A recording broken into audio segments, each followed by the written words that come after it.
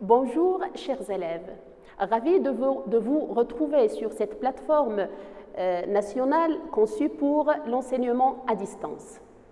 Nous allons revoir ensemble aujourd'hui un cours de langue intitulé « Les types de raisonnement ».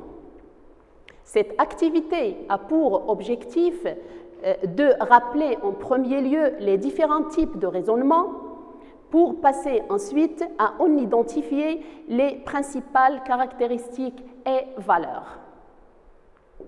D'abord, qu'est-ce qu'un raisonnement? Qu'est-ce que ça veut dire raisonner? Eh bien, le raisonnement, c'est tout simplement cette manière logique d'organiser un discours ou un texte, à l'écrit comme à l'oral. Alors, pourquoi raisonner? Ou bien pourquoi recourir au raisonnement? Donc, c'est tout simplement pour d'abord favoriser la compréhension de la stratégie argumentative du locuteur et ensuite faire admettre la validité d'une thèse et réfuter une thèse couramment admise.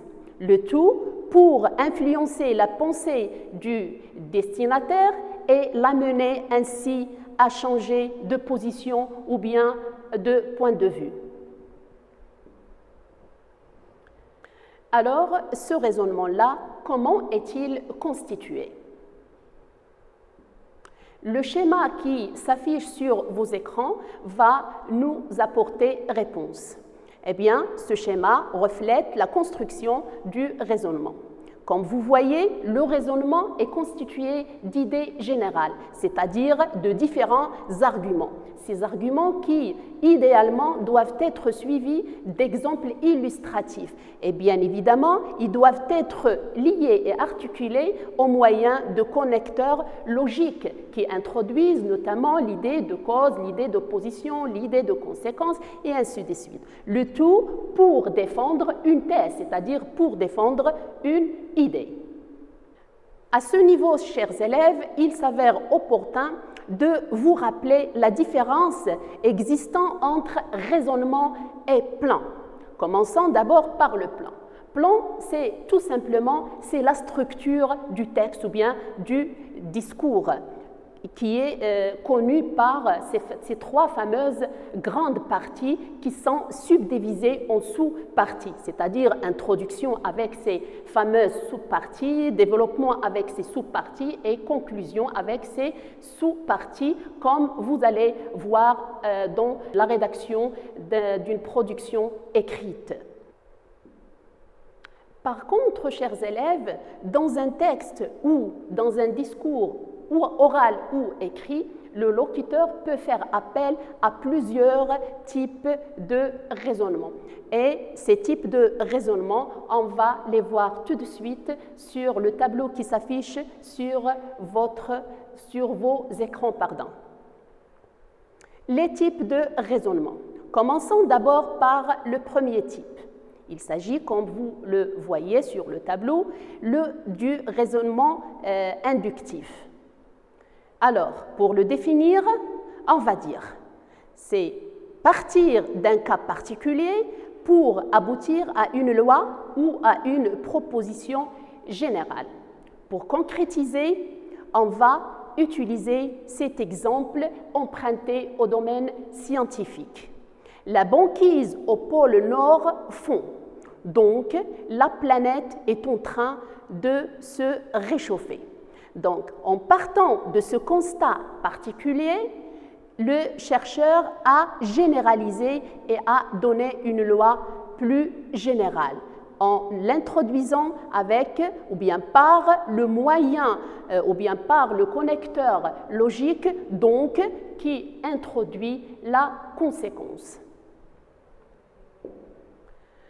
Quant au deuxième type de raisonnement, c'est-à-dire le raisonnement déductif, je tiens à signaler ou bien je tiens à rappeler d'abord qu'il est le contraire du raisonnement inductif, du moment où le locuteur part d'une loi ou d'une proposition générale pour en arriver au cas particulier. Je concrétise cette définition par la démonstration mathématique suivante. Je sais que la droite A est parallèle à la droite B et que la droite B est parallèle à la droite C. Or, quand deux droites sont parallèles entre elles, si une troisième droite, c'est-à-dire est parallèle à l'une, elle est automatiquement parallèle à l'autre. Donc, la droite A est automatiquement parallèle à la droite C. Remarquez, chers élèves, que la règle générale est là et c'est grâce à cette règle générale qu'on a abouti à ce cas particulier. Je vais vous proposer tout de suite une forme plus explicite du raisonnement déductif. Il s'agit de ce que l'on appelle habituellement le syllogisme. Alors, j'ai proposé cette forme triangulaire pour bien vous montrer les parties essentielles de ce type de raisonnement. C'est-à-dire, quand vous remarquez sur le schéma, vous avez une proposition générale ou on l'appelle aussi une prémisse majeure, qui est le cas ici de tous les hommes sont mortels, et nous avons un cas particulier de cette proposition générale et qui est appelée prémisse mineure ou bien seconde prémisse. Or, elle est introduite par or. Or, Socrate est un homme, alors on aboutit à une conclusion, donc Socrate est mortel. C'est ça le cas particulier. Alors, en partant de la proposition générale, on a abouti à une conclusion ou bien à un cas très particulier. Revisitons maintenant le troisième type, c'est-à-dire le raisonnement par analogie. Il s'agit tout simplement de rapprocher deux réalités ou deux univers différents pour faire admettre une conception originale. Je concrétise par la citation suivante de Voltaire. Lorsqu'il dit « L'univers m'embarrasse et je ne puis songer que cette horloge existe et n'est point d'horloger ». Ici, le locuteur rapproche la complexité de l'horloge à celle de l'univers pour conclure que cet univers a aussi un créateur. Pour ce qui est du raisonnement dialectique, il s'agit de partir de deux propositions tout à fait opposées, à savoir la thèse d'un côté et l'antithèse de l'autre côté. Arrive enfin la synthèse qui rallie ou bien qui réconcilie ces deux propositions. Je concrétise encore une fois par l'énoncé suivant, qui va vous rappeler certainement le dernier jour d'un condamné de son auteur Victor Hugo. Je lis la citation. « La peine de mort détruit la personne du criminel, mais elle l'exalte jusqu'à en faire un héros. Donc, abolir la peine capitale permet d'humaniser le criminel sans l'idéaliser. » Comme vous remarquez, les ingrédients du raisonnement dialectique, ou bien les principaux ingrédients du raisonnement dialectique sont là. Voici la première partie, c'est-à-dire la thèse, et voici l'antithèse qui commence de ce connecteur logique qui introduit l'opposition mais, et voici la synthèse qui est introduite par un autre connecteur qui introduit bien sûr la conséquence. Donc ici, nous avons un raisonnement dialectique. Dans le raisonnement concessif, le locuteur commence d'abord par reconnaître la thèse et les arguments adverses avant de les réfuter et de défendre plus librement les siens. Je concrétise par l'exemple suivant. Certes, le port du masque est insupportable pour certains, mais sortir de la maison sans le mettre les exposera à la contamination au coronavirus. Comme vous le remarquez, chers élèves, les éléments de la définition sont là, à savoir la phrase qui représente la concession et qui est introduite par le connecteur logique « certes ». Certes, le port du masque est insupportable pour certains. Vient ensuite la réfutation qui est introduite par mais comme connecteur logique qui introduit l'opposition pour arriver à la réfutation totale de la thèse adverse. Pour ce qui est du raisonnement par l'absurde, le locuteur cherche à démontrer que la thèse adverse aboutit à des conséquences absurdes. Comme concrétisation, ou bien pour concrétiser, je prends l'exemple suivant. Je n'aurai pas le droit de sortir parce que tu me l'ordonnes, mais si tu me donnais l'ordre de me jeter par la fenêtre, devrais-je t'obéir ? Ici, c'est tout simplement le locuteur rend absurde la thèse adverse par le recours à la comparaison par analogie. Arrivons maintenant au dernier type de raisonnement. C'est le raisonnement par opposition. Il s'agit dans ce type, comme vous êtes en train de le remarquer, de convaincre par la réfutation totale de la thèse adverse. Je concrétise par la citation suivante de Montesquieu. Les hommes sont supérieurs aux animaux. Les animaux n'ont pas nos espérances, mais ils n'ont pas nos craintes. Les animaux subissent comme nous la mort, mais ils n'en ont pas conscience. Les animaux sont supérieurs aux hommes. Donc, pour la thèse adverse, c'est la première, c'est les hommes sont supérieurs aux animaux. Ici, le locuteur avance deux arguments pour la réfuter totalement, à savoir, les animaux subissent, certes les animaux subissent la mort comme nous, mais ils ne s'en aperçoivent pas. Donc, les animaux, par conséquent, ils sont supérieurs aux hommes. Pour récapituler, chers élèves, nous dirions que dans un texte ou dans un discours oral ou écrit, le locuteur peut faire appel aux différents types de raisonnement, notamment le raisonnement inductif, le raisonnement déductif, le raisonnement par opposition ou celui par analogie et ainsi de suite. Et ce, pour mettre en valeur sa stratégie argumentaire d'une part et de l'autre côté pour bien défendre sa propre thèse. Et maintenant, chers élèves, et en guise d'application, je vous propose les exercices suivants. Dans l'exercice 1, vous allez répondre par vrai ou faux. Définition A.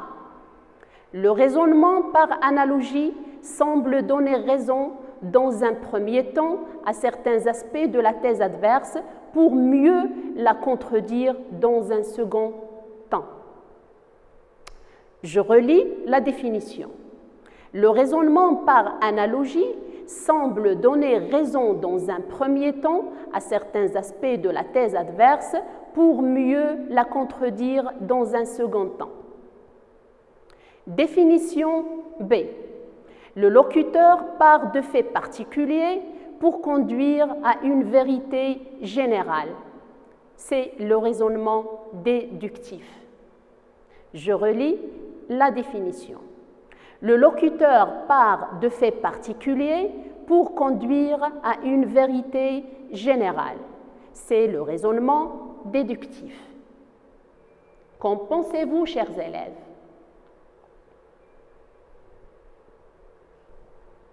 Exercice numéro 2. De quel type de raisonnement s'agit-il dans les énoncés suivants? Énoncé A, le participe passé s'accorde avec le sujet quand le verbe est conjugué avec l'auxiliaire être. Cette règle générale permet de déduire plusieurs applications concrètes. Ils sont partis, elles sont revenues, elle est sortie. Énoncé B. Tous les hommes sont mortels. Or, le chien n'est pas un homme, donc le chien n'est pas mortel. Dernier énoncé.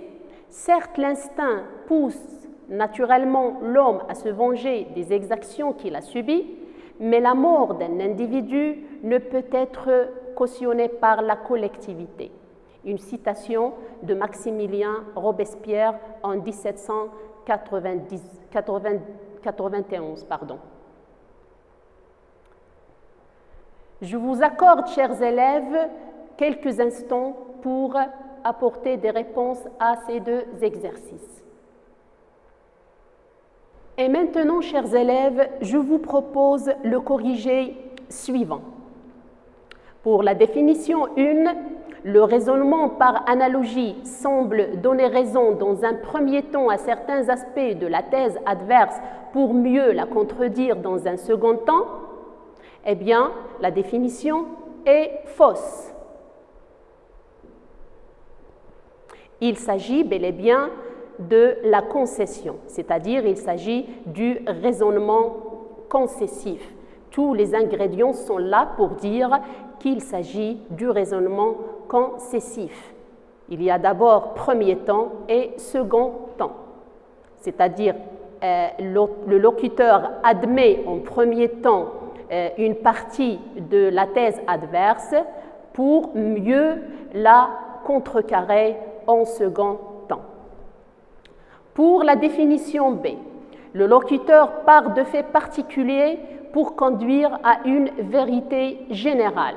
C'est le raisonnement déductif. Il en va de même pour cette définition, c'est faux. Il s'agit bien évidemment du contraire. Il s'agit du raisonnement inductif, c'est-à-dire partir plutôt d'un fait particulier pour aboutir à une loi ou à une proposition générale.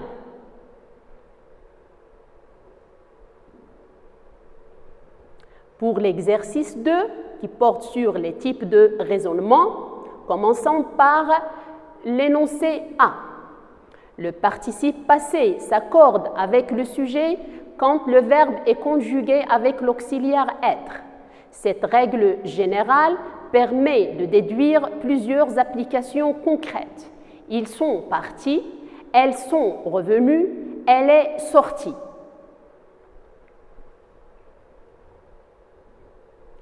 Il s'agit du raisonnement déductif, puisqu'on est parti du général pour aboutir à un cas très particulier.